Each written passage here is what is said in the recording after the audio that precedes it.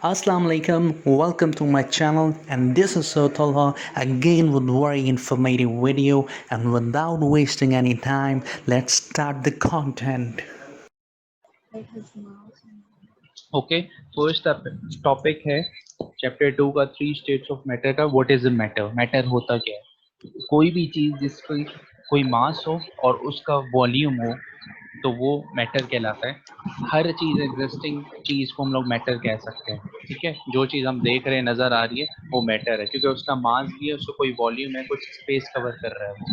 ठीक है, विच occupied some space का मतलब यही होता है कि उसका वॉल्यूम है। ठीक है, अच्छा, what are the 3 states of matter? 3 states of matter क्या क्या होते हैं? सॉलिड होता है, लिक्विड होता है, गैस होता है। 3 तरह के मैटर होते हैं। अब सॉलिड क्या होता है, लिक्विड क्या होता है, गैस क्या होता है, ये मुझे आप पता है। सॉलिड क्या होता है? सॉलिड में मॉलिक्यूल्स टाइटली पैक्ड होते हैं। जी, प्रॉपर्टीज बताएं सॉलिड की। और इसकी डेफिनेट शेप सॉलिड का होती है, क्योंकि इसके पार्टिकल्स जो हैं वो और एक दूसरे से बहुत ज्यादा करीब भी होते हैं।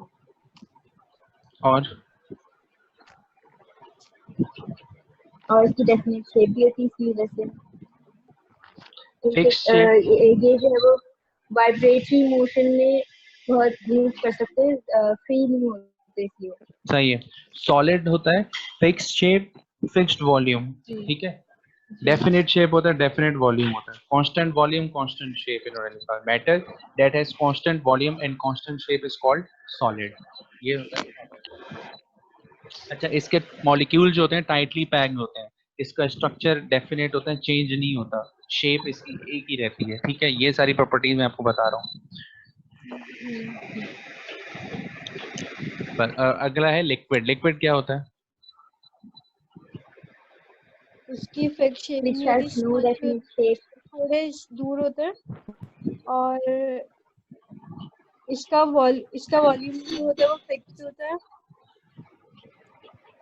और ये कंप्रेस भी हो सकता है, इसमें लिक्विड ये कैन बी कंप्रेस भी कंप्रेस। सकते हैं और वॉल्यूम फिक्स एक्सटेंड से। और इसमें डिफ्यूजन जो होती है वो बहुत स्लो होती है। सही है, सारी प्रॉपर्टीज बता दी। देखो, लिक्विड होता है, इसका शेप कोई नहीं होता लेकिन वॉल्यूम होता है। No shape. क्योंकि क्यों नहीं होता शेप? क्योंकि इसके जो मॉलिक्यूल्स होते हैं वो टाइटली पैक नहीं होते और मूव हो रहे होते हैं। उनके अंदर, इनके दरमियान स्पेस होती है। ठीक है, इसलिए इनका फिक्स्ड वॉल्यूम शेप नहीं होता और वॉल्यूम होता है। जिस भी कंटेनर में आप डालोगे वो वाटर, उस लिक्विड उसका शेप ले लेगा। ठीक है, तो ये लिक्विड क्या होता है। और इसके अलावा क्या बताया था आपने? और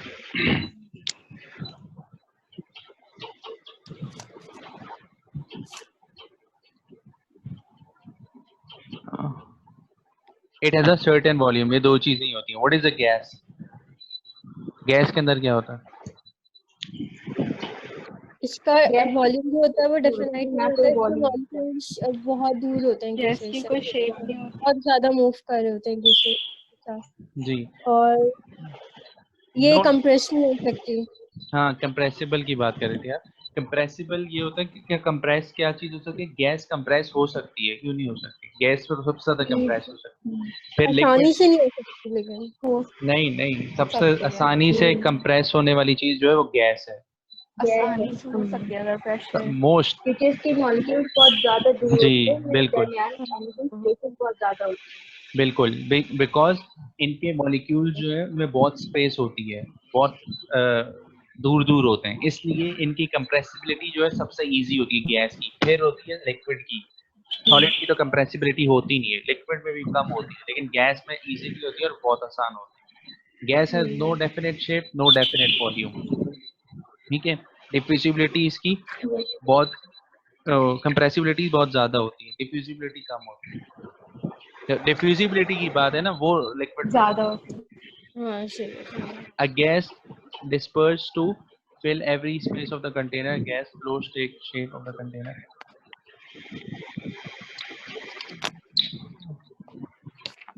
अच्छा, ठीक है, अब नोट्स आप लोग खोल लें अभी। पहला क्या था नोट्स में? पहला टॉपिक क्या है? Kinetic theory. Kinetic molecular theory, KMT. KMT का बताएं क्या काइनेटिक मॉलिक्यूलर थ्योरी। बताएं क्या पता है आपको काइनेटिक? मैं नोट्स खोल रहा हूँ तब तक। काइनेटिक मॉलिक्यूलर थ्योरी क्या थी, क्यों आई थी? Kinetic molecular theory movement of basically molecules of ideal particles gases. थे वो ऐसे थे जिनको हम आसानी से नहीं समझ सकते थे तीनों स्टेट्स ऑफ मैटर पे। कुछ ऐसी पार्टिकल्स की कुछ ऐसी प्रॉपर्टीज थी जो बहुत मुश्किल से समझती, जैसे कि मोशन ऑफ द पार्टिकल्स यानी कि मूवमेंट।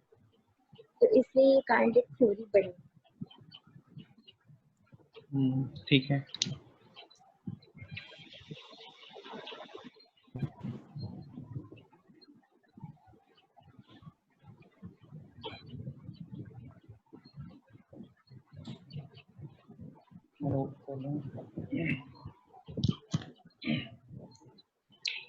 काइनेटिक मॉलिक्यूलर थ्योरी जो थी ये सबसे पहले क्या करती है, इसकी प्रॉपर्टीज के साथ ना, मैटर्स के प्रॉपर्टीज के साथ डील करती है। हर मैटर की केएमटी होती है, काइनेटिक मॉलिक्यूलर थ्योरी होती है। लिक्विड की भी होती है, गैस की भी होती है, और गैस, सॉलिड, लिक्विड, गैस तीनों की होती है। ठीक है। अच्छा, ये क्या क्यों किस काम आती है कि आप अंडरस्टैंड कर सकते हो कि प्रॉपर्टीज क्या क्या हैं डिफरेंट पार्टिकल्स की। काइनेटिक मॉलिक्यूलर थ्योरी बताती है कि कौन सा मैटर में क्या चीज हो सकती है। ठीक है, ये सारी चीजें जो इन्फॉर्मेशन हमें मिली है काइनेटिक थ्योरी की वजह से मिली है। ये हेलो। डिफ्यूजिबिलिटी। जी, आवाज नहीं आ रही हमको? आवाज किसको नहीं आ रही? आ रही है सबको आवाज? Yes, sir. ओके। तो ये आ रही है। आपको जी आ रही है। प्रॉपर्टीज बताती है सारे मैटर्स की, केएमटी। अच्छा, अब गैस की हम लोग पढ़ रहे हैं, kinetic molecular theory of gases. सबसे पहले गैस की। तो गैस में क्या होता है कि पार्टिकल्स क्या होते हैं, फ्रीली मूव कर रहे होते हैं, इनके दरमियान मोशन बहुत होता है, काइनेटिक एनर्जी बीच में होती है बिटवीन द पार्टिकल्स, क्योंकि मूव कर रहे हैं हर वक्त उसके जो मॉलिक्यूल्स हैं गैस के अंदर वो मूव कर रहे होते हैं। और तो उनके दरमियान में जब वो मूव कर रहे होते हैं तो उनके दरमियान में क्या होती है, काइनेटिक एनर्जी होती है। कोई भी चीज मूव कर रही है तो उसके दरमियान काइनेटिक एनर्जी आ जाती है। मूवमेंट को ही काइनेटिक एनर्जी कहते हैं। ठीक है, तो ये समझ आ गया आपको?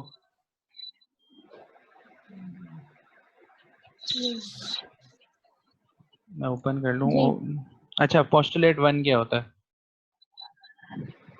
पोस्टुलेट 1 है large empty spaces. You know the gases are widely spread molecules होते हैं उसके, और उसका वॉल्यूम नेग्लिबल होता है, no definite volume, no definite shape. तो क्या होता है, उसके दरमियान में लार्ज एम्प्टी स्पेसेस होती है, तो इसलिए कंप्रेस इजीली हो जाती है। देखो, the gases are easily compress due to large empty spaces. समझ आ गया ये कंप्रेस क्यों होती है? ये अब काइनेटिक मॉलिक्यूलर थ्योरी ने बताया हमें कि ये कंप्रेस इजीली हो सकती है। ठीक है।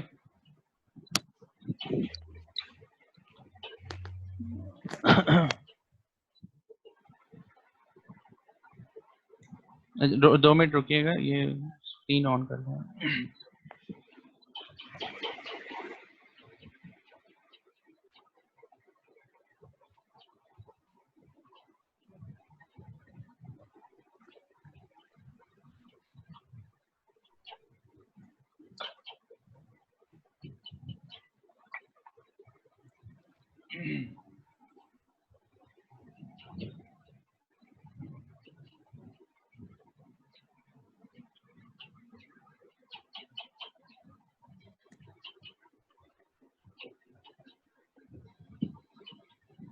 शेयर हो रही है screen? Yes sir. 3 states of matter हम लोग यहाँ पे हैं। पोस्टुलेट 1 पे लार्ज एम्प्टी स्पेस होती है। The gaseous state is one in which molecules are widely spread from each other, negligible but having negligible volume. Volume negligible होता है, इस वजह से कंप्रेस आराम से हो जाती है, क्योंकि इसके दरमियान में बहुत एम्प्टी स्पेस होती है, लार्ज एम्प्टी स्पेस होती है। ठीक है, ये पहला पॉइंट है, लार्ज एम्प्टी स्पेसेस। ये ईकेट के लिहाज से इतना इंपॉर्टेंट नहीं है टॉपिक, लेकिन वैसे इंपॉर्टेंट है, आपको पता होना चाहिए क्योंकि ये आगे काम आ रहा होता है आपके।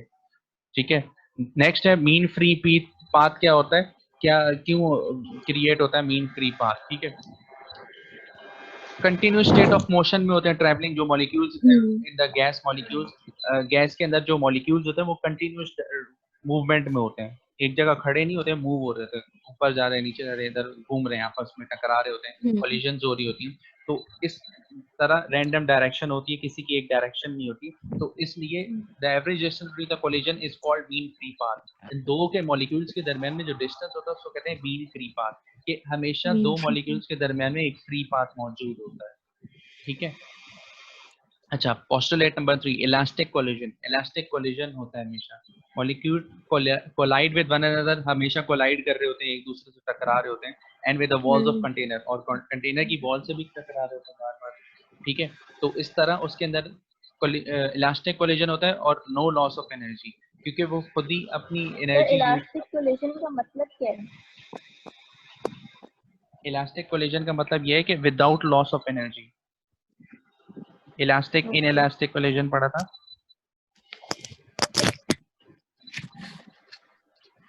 जब दो बॉडीज के दरमियान में टकराव होता है और total kinetic energy between the bodies remain same, उसको कहते हैं इलास्टिक कोलिजन। ठीक है, मतलब no loss of energy.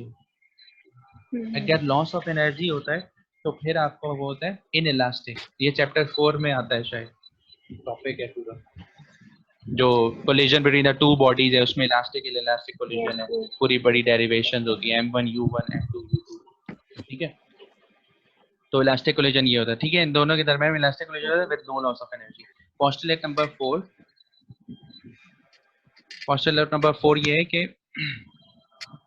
Pressure, हाँ, जब वो टकरा रहे हैं कंटेनर से, सरफेस की वॉल से टकरा रहे हैं, गैस मॉलिक्यूल्स आपने एक कंटेनर में डाल दिए, उस कंटेनर को बंद कर दिए, तो कंटेनर की वॉल से हमेशा मॉलिक्यूल्स टकरा रहे होते हैं, तो क्या कर रहे होते हैं, प्रेशर जनरेट कर रहे होते हैं, exert pressure on the walls of the container.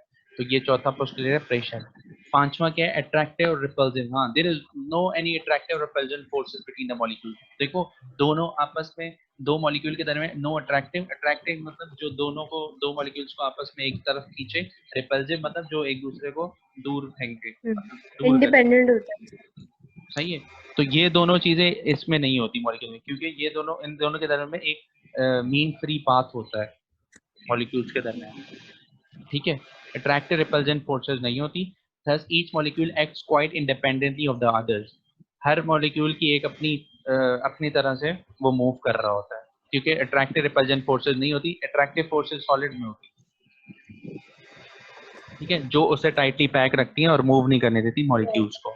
Number 5 point ये हो गया। Number 6, kinetic energy. हाँ, जैसे ही आप टेम्परेचर बढ़ाओगे, आपने कंटेनर में गैस रखी है, उसका टेम्परेचर आप बढ़ाओगे, अगर नीचे से उसको आग लगा दो, उसको फायर दो या हीट करो, तो क्या होगा, गैस मॉलिक्यूल की जो काइनेटिक एनर्जी, मतलब वो तेज तेज मूव करने लग जाएगी। ठीक है, वो बढ़ जाएगी। तो यही लास्ट पोस्टुलेट है 6, कि kinetic energy is directly proportional to the absolute temperature. Temperature के डायरेक्टली प्रोपोर्शनल होती है काइनेटिक एनर्जी।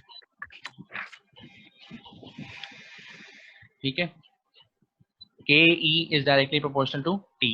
ये हमारा काइनेटिक पहला KMT ऑफ गैसेस हो गया। बहुत सिंपल है, 6 पॉइंट है। Large empty space, mean free path, elastic collision, pressure होता है एक्सर्ट ऑल, क्योंकि वो प्रेशर जनरेट कर रहे होते हैं, और अट्रैक्टिव रिपल्जन फोर्सेस नहीं होती, और kinetic energy directly proportional to absolute temperature. दूसरा है kinetic molecular theory of liquids. Liquids में भी KMT होता है। कैसे होता है, अब देखो, रैंडमली अरेंज्ड होते हैं लिक्विड के मॉलिक्यूल्स, पहला तो ये पॉइंट है, रैंडमली अरेंज होते हैं, इसलिए उनका फिक्स्ड वॉल्यूम होता है। ठीक है, अच्छा, क्लस्टर्स होते हैं। क्लस्टर्स मतलब particles consist of clusters. Cluster मतलब एक वो ग्रुप में होते हैं, ग्रुप, हाँ, बंच या ग्रुप बोल रहे, ग्रुप में होते हैं, in which they are very close to each other as compare to the gas molecule. Gas molecule में देखो वो ग्रुप में नहीं होते, उनके दरमियान एक स्पेस होता है जिसे मीन फ्री पाथ कहते हैं और स्पेस कहते हैं, तो वो इसमें नहीं होता, इसमें क्लस्टर्स बने होते हैं, ग्रुप बने होते हैं, ग्रुप वाइज मतलब 4-4-5-5 एक ग्रुप है, फिर थोड़ी सी डिस्टेंस के बाद 4-5 ग्रुप है, इस तरह। अच्छा, डेफिनेट वॉल्यूम है, लिक्विड है definite in volume due to their closeness between the molecules, इनका डेफिनेट वॉल्यूम होता है। Postulate number 3। Postulate number 4 is indefinite shape. Shape indefinite होती है क्योंकि, और वो जैसा शेप होता है कंटेनर का, वो उस शेप को ले लेती है, कंटेनर की शेप। अच्छा, kinetic molecular theory of solids. Solids में क्या होता है, क्लोजली पैक होते हैं, ठीक है, as compare to liquid and gases. Number 2 postulate strong attractive forces. मैंने बोला था अट्रैक्टिव फोर्सेस सॉलिड में बहुत ज्यादा होती है, गैसेस में होती नहीं है, और सॉलिड में स्पेस में बहुत ज्यादा होती है। Due to very closeness the attraction between the molecules are very high. Attraction forces बहुत हाई होती है क्योंकि टाइटली पैक उन्होंने ही रखा होता है अट्रैक्शन फोर्सेस ने, इसी वजह से उनकी डेफिनेट शेप भी होती है सॉलिड्स की। No free movement. Free movement तो होती नहीं है सॉलिड्स में क्योंकि सारे टाइटली पैक होते हैं, मूव ही नहीं होते, एक जगह पर वाइब्रेशन हो सकती है। In solids there is no free movement between the molecules और पार्टिकल्स। अच्छा, फिक्स्ड पैटर्न्स होते हैं। Solid molecules and particles are arranged in a fixed pattern and they form a lattice on vibrating of masses. Fixed pattern होता है इसलिए उनकी fix shape बनी होती है क्योंकि एक ही जो भी पैटर्न होगा उसी पे रहेंगी। फिक्स्ड पैटर्न होता है, चेंज नहीं होता। और डेफिनेट शेप होता है, we know that all solids have definite in shape, सबकी एक प्रॉपर शेप होती है। अच्छा, ये तीनों हमने केएमटीज पढ़ ली, सॉलिड लिक्विड गैस की। इसके बाद गैस का लिखा हुआ है, gas is a molecule which under normal conditions have neither fixed point. Gas के बारे में लिखा हुआ है, हम लोग पढ़ चुके हैं, ठीक है। What is ideal gas? एक इमेजिनरी गैस होती है जो कि एग्जिस्ट obeys करती है, और all ये gas सारी laws under all हाँ, ये conditions सारे गैस and लॉज all ओबे करती pressure। है, तमाम ऑल टेम्परेचर प्रेशर। सारे गैस लॉज को ओबे करती है हम्म, under all condition of temperature and pressure। बिल्कुल। और आइडियल गैस में बिल्कुल भी स्पेस नहीं होती, जैसे गैस में होती है थोड़ी बहुत, उसमें तो बिल्कुल ही नहीं होती। आइडियल गैस, क्या आइडियल गैस रियल में एग्जिस्ट करती है? ये असल में भी होती है या नहीं? नहीं, ये एग्जिस्ट नहीं करती। नहीं, आइडियल के जो भी बहुत जगह पे हम लोग आइडियल का वर्ड यूज कर रहे होते हैं तो वो एक तरह से इमेजिनरी होता है, मतलब हम लोग ने बनाया होता है फॉर लॉज। अब ये जो गैस है आइडियल गैस, ये हर लॉ को फॉलो कर रही होती है, ठीक है। तो ये बेसिकली इसलिए बनाया होता है कि बहुत सारी चीजें हम लोग इसकी वजह से फाइंड कर रहे होते हैं उस फॉर्मूला की मदद से, ठीक है। जैसे पीवी एनर्जी आइडियल गैस पे लगता है, तो ये सारे फॉर्मूला जिससे बनते हैं क्योंकि इस पे ये हर लॉ को फॉलो कर रही है at constant at all temperature and pressure, हर टेम्परेचर प्रेशर, जी। और इनके दरमियान में फोर्स ऑफ रिपल्जन और अट्रैक्शन भी नहीं होती। अच्छा, दूसरा क्या है, रियल बिल्कुल भी गैस। नहीं। रियल गैस जो है वो Real रियल gas। गैस है, जैसे हाइड्रोजन है, नाइट्रोजन है, इसके ये हर लॉ को ओबे नहीं करती क्योंकि इसकी अपनी करेक्टरिस्टिक है, वो वैसे ही अपनी मर्जी से जो उनकी करेक्टरिस्टिक है वो उनके मुताबिक चलती है, किसी लॉ को फॉलो नहीं कर रही होती। और deviate from ideal behaviour at high pressure low temperature. इनके अलग अलग बिहेवियर होते हैं, हाई टेम्परेचर पे अलग है, लो प्रेशर पे अलग है। तो रियल गैसेस का अपना जिस तरह है वो उसी तरह, ठीक है। अब ये difference between ideal gases and real gases. देखिए, आइडियल गैस का no definite volume, volume definite नहीं होता। स्क्रीन नजर आ रही है आप लोगों को डिफरेंस? जी sir. Yes sir. Okay, okay. तो no definite volume ideal gas का, रियल गैस का डेफिनेट वॉल्यूम होता है क्योंकि वो एग्जिस्ट कर रही होती हैं, असल में होती हैं। अच्छा, elastic collision of particles ideal gases में होते हैं और non elastic collision of particles real gases में उनकी एनर्जी वापस नहीं मिल रही होती, उन्हें एनर्जी लॉस हो रही थी। इलास्टिक और नॉन इलास्टिक का फर्क पता चल गया आपको कि इलास्टिक में एनर्जी लॉस नहीं होती, नॉन इलास्टिक में एनर्जी लॉस हो रही होती है। No intermolecular attraction of forces, intermolecular attraction of forces नहीं होती आइडियल गैस के अंदर, लेकिन रियल गैस के अंदर होती हैं क्योंकि इनके टेम्परेचर और प्रेशर चेंज हो रहे होते हैं। Do not really exist in environment and is a hypothetical gas. असल में नहीं होती, इसका वजूद असल में नहीं है। और it really exist in the environment. Real gases जो होती हैं असल में होती है, हाइड्रोजन है, नाइट्रोजन, ये सारी रियल गैसेस हैं। कार्बन डाइऑक्साइड है, कार्बन मोनोऑक्साइड है, ठीक है। आइडियल गैसेस का हाई प्रेशर होता है, हाई प्रेशर और हाई टेम्परेचर पे होती है। Pressure is less as compare to ideal gas.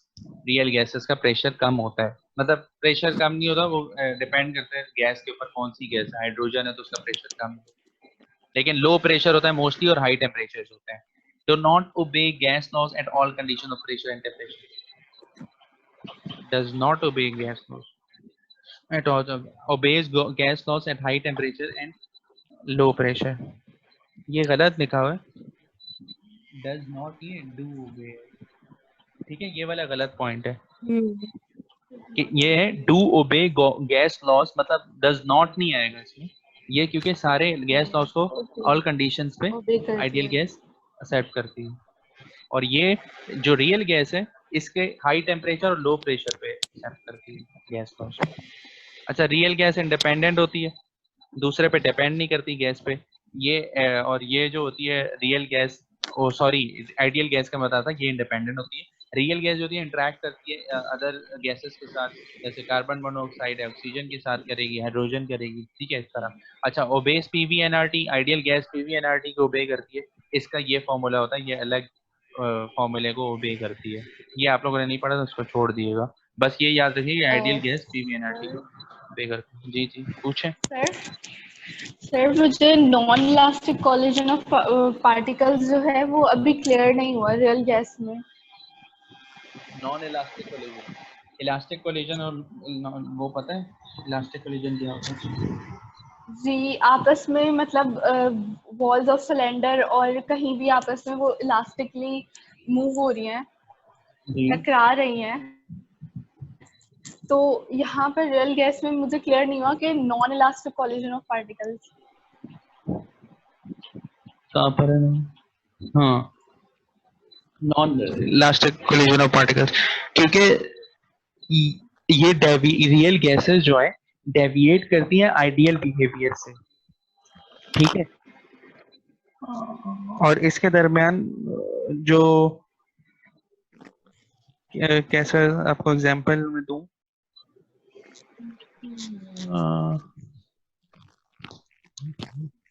एक मिनट रुकिएगा। Inelastic non elastic,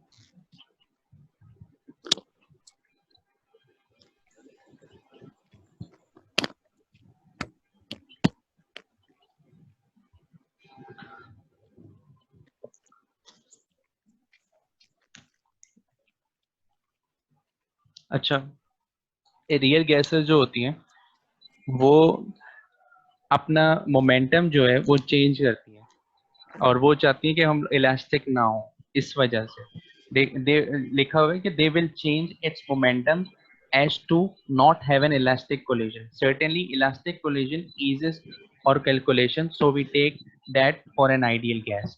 Elastic collision हम लोग ideal gas के लिए लेते हैं, और real gas के लिए elastic collision elastic नहीं होती उसके अंदर collision, और ये they will change its moment, क्योंकि हाँ, क्योंकि उनके intermolecular forces exist between it, intermolecular forces भी होती हैं उसके अंदर, and other such molecules between, इसके अंदर रियल गैसेस के अंदर, तो उसमें while colliding a molecule has to face the intermolecular forces, इस वजह से नॉन इलास्टिक कोलिजन हो रही होती है रियल गैसेस। इसका जो मैं आपको वो एक ये फाइल जो है मैं भेज दूंगा मैं आपको बाद में, इसका जो रीजन है वो भी भेज दूंगा। अच्छा, हम लोग real gas, behaviour of gases, next topic. ले लो। ठीक है, बिहेवियर ऑफ गैसेस शो हो रहा है आपको? Yes sir. अच्छा, बिहेवियर ऑफ गैसेस में क्या क्या होता है? डिफ्यूजिबिलिटी होती है, पहला हो डिफ्यूजिबिलिटी। डिफ्यूजिबिलिटी क्या होती है पता है आपको? किसी भी कंटेनर से या फ्री वेसल स्पेस से होता जो है। मॉलिक्यूल गैस मॉलिक्यूल स्प्रेड होते हैं out of एयर the में container, the और spreading गैस of के molecules of gases throughout the container. जो है वो डिफ्यूज हो जाते हैं लिक्विड्स और सॉलिड्स के मुकाबले में। आप मुझे कोई एग्जांपल देंगे डिफ्यूजन की? कौन देगा एग्जांपल? जैसे सर वो टायर ट्यूब, साइड ट्यूब, लेकिन इफ्यूजन की होती है। सही है। देखें, एक कोई भी वेसल हो, कंटेनर हो, उसमें वो खाली हो, उसमें आप गैस का एक प्रेशर, जैसे आप सीएनजी कंटेनर ले लें, आप सीएनजी का जो कंटेनर होता है पीछे, तो उसके अंदर आप जैसे ही गैस का पाइप डालते हैं तो अच्छा सारे फर्स्ट मॉलिक्यूल, मूव हो गया। हाँ तो वो डिफ्यूजन होता है from the small low area to the high area. मैं आपको फाइल दिखा देता हूँ, देखें। Diffusion is the movement of particles that allow them to spread out and mix with other particles. थोड़े से छोटी वेसल से बड़ी वेसल में वो जा रहे होते हैं, इस कॉल्ड डिफ्यूजन, और मिक्स हो रहे होते हैं एक दूसरे के अंदर, ये डिफ्यूजन होता है। डिफ्यूजन की एक और बहुत अच्छी एग्जांपल ये है इन लिक्विड्स के अंदर, कि लिक्विड इंक लें आप, इंक का एक ड्रॉप लें और उसको वाटर में डाल दें, पानी का गिलास लें और उसमें एक ड्रॉप ऑफ वाटर और इंक उसके अंदर डाल दें, तो वो हल्का हल्का हल्का वो डिफ्यूज हो जाता है। आप देखें इंक का जो ड्रॉप होगा, समझ आ गई एग्जाम्पल आपको? Yes sir.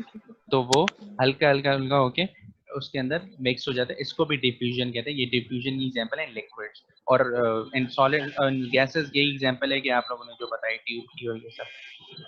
परफ्यूम वगैरह। तो ये while in gases the rate of diffusion is very fast as compared to solid and liquid। लेकिन लिक्विड में जैसे इंक की एग्जांपल है, उसमें बहुत स्लो प्रोसेस होता है, बहुत स्लो डिफ्यूज हो रहा है इंक इनटू वाटर।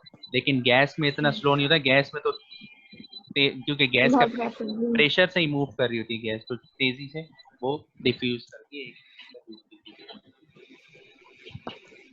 अब ये होती क्यों, एक्सप्लेनेशन किया केएमटी ने कि इसके दरमियान क्योंकि लार्ज एम्प्टी स्पेसेस होती हैं, इसलिए डिफ्यूजन इजीली होती है गैसेस में और उनमें नहीं होती इतनी आराम से। कंप्रेसिबिलिटी आ गई। कंप्रेसिबिलिटी क्या है? All gases are easily compressed और स्क्वीज्ड। कंप्रेस्ड और स्क्वीज्ड, कंप्रेस मतलब उसको आप दबा रही हैं, स्क्वीज कर रही हैं, तो आराम से हो रहा है। कौन सी चीज आराम से होगी? गैस ही आराम से होगी। लिक्विड भी इतनी आराम से नहीं होता, सॉलिड तो होता ही नहीं है। ठीक है, अब इसका भी यही रीजन है जो केएमटी ने बताया कि इसके दरमियान एम्प्टी स्पेसेस होती है, इसलिए ये कंप्रेस इजी हो जाती हैं। अच्छा, प्रेशर है। प्रेशर तो हम लोगों ने पढ़ लिया था केएमटी में कि प्रेशर क्योंकि वॉल्स ऑफ द कंटेनर से टकरा रहे होते हैं मॉलिक्यूल्स इन अ कंटेनर, तो इसलिए वो प्रेशर जनरेट कर रहे होते हैं गैस के मॉलिक्यूल्स। ठीक है, यही लिखा, when a gas confined in a container close system then all gases exert pressure. ठीक है, यही लिखा हुआ है इसमें। अच्छा, what is the pressure? Force per unit area। ये तो सिंपल था, सबको पता है, लेकिन इसके जो यूनिट्स हैं वो थोड़े इंपॉर्टेंट हैं, वो आ जाते हैं। देख लें यूनिट्स क्या क्या। यूनिट कन्वर्जन इंपॉर्टेंट है बहुत एग्जामिनेशन के लिए, एप्टीट्यूड टेस्ट के लिए। ठीक है, देखें 3 तरह के यूनिट्स हैं। न्यूटन पर मीटर स्क्वायर है, ओके, और दूसरा क्या है? केजी पर मीटर पर सेकंड स्क्वायर, ये दूसरा है। ये जस्ट उन्होंने ये जो दूसरा यूनिट है ये इन्होंने न्यूटन को ही ओपन करके लिखा हुआ है। और तीसरा यूनिट क्या है? पास्कल है। ठीक है, इसके अलावा एटीएम भी यूनिट होता है, टॉर भी यूनिट होता है प्रेशर का, बार भी यूनिट होता है। ठीक है, ये सारे यूनिट हैं प्रेशर के। ये फर्स्ट क्लास में मैंने आपको बताया था, चैप्टर 1 जब। देखिए 1 एटमॉस्फेयर, अब ये कन्वर्जन भी याद रखिए, ये लिखे हुए 8 atmosphere, torr, psi pound per square inch, ये अदर यूनिट्स ऑफ प्रेशर है। अच्छा, 1 atmosphere is equal to 76 centimetre of Hg। ये कन्वर्जन आप लोग देख लीजिए, मैं आपसे कल जब टेस्ट होगा तो फिर ये सारे कुछ।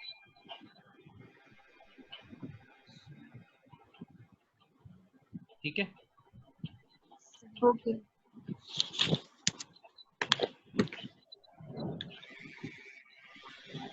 ये जो Hg इसका क्या मतलब होता है? मर्क्यूरी है ये तो। मरकरी होता है। मर्क्यूरी तो सिंबल है।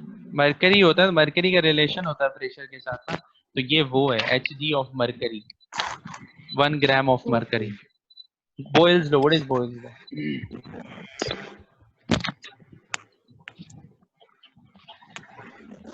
Volume is inversely proportional to the pressure और conditionally temperature remains unchanged। जी बिल्कुल, प्रेशर के इन्वर्सली प्रोपोर्शनल होने का क्या मतलब है कि volume is inversely proportional to pressure, कि जैसे आप वॉल्यूम बढ़ाते हो तो प्रेशर आपका कम होता है, प्रेशर कम होता है। और प्रेशर अगर कम होता है तो वॉल्यूम ज्यादा होता है। तो ये इन्वर्सली प्रोपोर्शनल है। इसका इम्पोर्टेंट चीज ये है, ये फॉर्मूलाज तो आपको याद ही नहीं, इसका ग्राफ, ग्राफ कैसे बनेगा इसका? कर्व। इसका ग्राफ ये होता है पैराबोलिक कर्व होता है। हाइपरबोला और पैराबोला में parabola yes, parabola parabola. Board आ रहा है आपका? जी सर। Yes sir. यहाँ पे y एक्सिस का p है, v है, यहाँ पे p है, ठीक है। इसका कर्व जो है वो यूं बनेगा। अगर यहाँ पर है तो बताएं क्या वॉल्यूम अब ज्यादा है, देखिए वॉल्यूम यहाँ पे 100 है जी वॉल्यूम ज्यादा है। और प्रेशर क्या है 10 है यहाँ पे, तो प्रेशर कम होगा। और अगर प्रेशर ज्यादा होगा, यहाँ पे आ गया प्रेशर, यहाँ पे प्रेशर क्या है 100 है और वॉल्यूम क्या है 10 है। सही। समझ आ गई? ग्राफ याद रखिए, ग्राफ आते हैं एमसीक्यूज में, टेस्ट में जी। ग्राफ आएंगे, इसके ग्राफ लाजमी आते हैं। अच्छा ये हो गया। सर मतलब वो पूछ लेते हैं किस तरीके का ग्राफ बनता है। नहीं, या फिर ऐसा होता है, दो तरह से आ सकते हैं। या बोलेंगे 4 ग्राफ आपको ऑप्शंस में दिए होंगे और बोलेंगे which one follows the Boyle's law curve, ठीक है। 4 तरह के कर्व दिए होंगे आपको आंसर में। या फिर आपको एक ज्यादातर इसी तरह होता है कि 4 तरह के कर्व दिए होते हैं और आपको एक टिक करना होता है सही जो होता है, ठीक है। या ऐसा बहुत कम होता है कि आपको कर्व देते हैं सवाल में, पूछें ये किसका कर्व है, ये कम होता है। ज्यादातर कंफ्यूज करने के लिए वो 4 आपको कर्व देते हैं, ग्राफ्स देते हैं और पूछ लेते हैं ऊपर ये किस चीज का कर्व है, ठीक है। अच्छा अब ये दूसरा जो होगा, जब कांस्टेंट, जब आप लोग लिखते हैं पीवी इज इक्वल, जब कांस्टेंट के साथ लिखते हैं PV is equal to K, PV is equal to constant लिख देते हैं के, तो फिर जो ग्राफ बनता है वो स्ट्रेट लाइन बनता है, ये के का ग्राफ, ठीक है, कांस्टेंट का ग्राफ है कि प्रेशर जब बढ़ रहा है तो वॉल्यूम भी बढ़ रहा है। ये अगर ये वाला ग्राफ है, ये इसको शो करता है डायरेक्टली प्रोपोर्शनल को। देखें ये दोनों चीजें बढ़ी हैं। अगर वॉल्यूम यहाँ पे 10 हो रहा है, यहाँ पर अगर है तो यहाँ पे प्रेशर भी 10 है, मतलब बढ़ रहा है साथ साथ। यहाँ पे अगर इस जगह देखें तो ये वॉल्यूम भी बढ़ा है, 20 हो गया, तो यहाँ प्रेशर भी 20 हो गया। स्ट्रेट लाइन हमेशा क्या शो करती है कि डायरेक्टली प्रोपोर्शनल, कि दोनों चीजें बढ़ रही, ठीक है। ये ग्राफ समझ लें आप लोग, बहुत जरूरी होता है, इसमें और कोई चीज नहीं है। नेक्स्ट आगे चलते हैं। ये इसके ग्राफ इन्होंने बताए हैं, पैराबोला कर्व होते हैं। ये भी पूछ सकते हैं कि कौन सा बॉयल्स लॉ का कौन सा कर्व होता है पैराबोल, मतलब 4 ऑप्शंस होते हैं, आप बता दें पैराबोला होता है। अच्छा चार्ल्स लॉ, सर उसमें ये दोनों साथ तो नहीं देंगे ना, नहीं दोनों साथ नहीं देंगे, स्ट्रेट या लाइन और मतलब पैराबोलिक कर्व। या देखें दोनों में चेंज है ना स्टेटमेंट, कि graph between 1/p and v at constant temperature is straight line. अच्छा और ये है graph between p and v and constant temperature smooth curve known as parabola.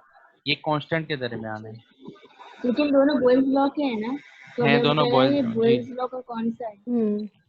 दोनों बॉयल्स लॉ के। देखिए तो फिर हम ये वाला करेंगे, ये 1/p का है, वाला पैराबोलिक। देखें ये 1/p का है, ये देख लेना। स्टेटमेंट में वो मेंशन करेंगे। बिल्कुल बिल्कुल स्टेटमेंट में मेंशन करेंगे। और ये एक चीज देख ले डिफरेंस, ये देखें ये जो है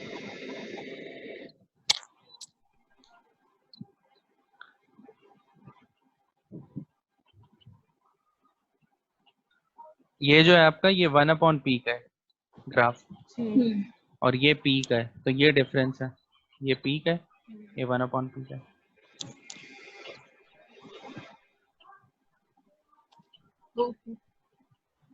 ठीक है।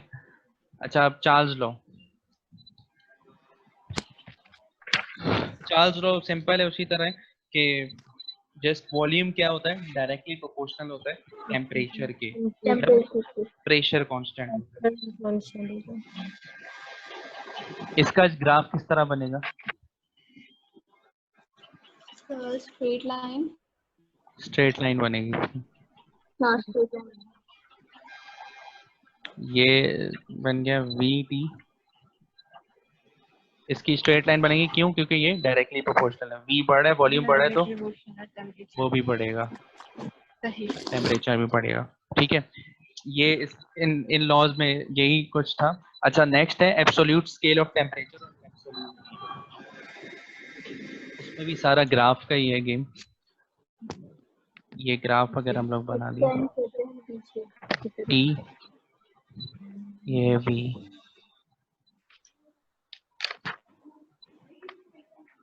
अगर मैं यहाँ से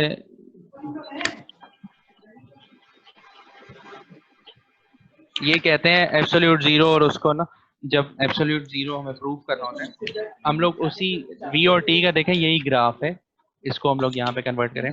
अगर v और t के ग्राफ को अगर हम लोग एक्सपेंड करते हैं, ठीक है, वॉल्यूम से यहाँ से एक्सपेंड करते हैं, तो ये शो कर रहा है ग्राफ के वॉल्यूम यहाँ पे आके जीरो हो जाता है। यहाँ पे देखें वॉल्यूम तो जीरो होगा ना, यहाँ पे क्या चीज होगी, वॉल्यूम जीरो हो गया, सिर्फ टेम्परेचर है यहाँ पे। अगर पॉइंट यहाँ पर लाई कर रहा है तो वॉल्यूम तो जीरो है, यहाँ पे सिर्फ टेम्परेचर। तो ये कह रहे हैं कि ये एक प्रैक्टिकली इम्पॉसिबल है कि वॉल्यूम जीरो हो जाए, लेकिन इस ग्राफ से शो हो रहा है कि अगर हम लोग ग्राफ वॉल्यूम की लाइन को एक्सपेंड करते हैं तो एक वक्त आता है कि वॉल्यूम वहाँ जहाँ पे जीरो हो जाता है और टेम्परेचर -273 हो जाता है डिग्री सेंटीग्रेड। तो उस लाइन को हम लोग उसको कहते हैं हम लोग ये एब्सोल्यूट जीरो पॉइंट है, ठीक है। और actually no gas can achieve this lowest possible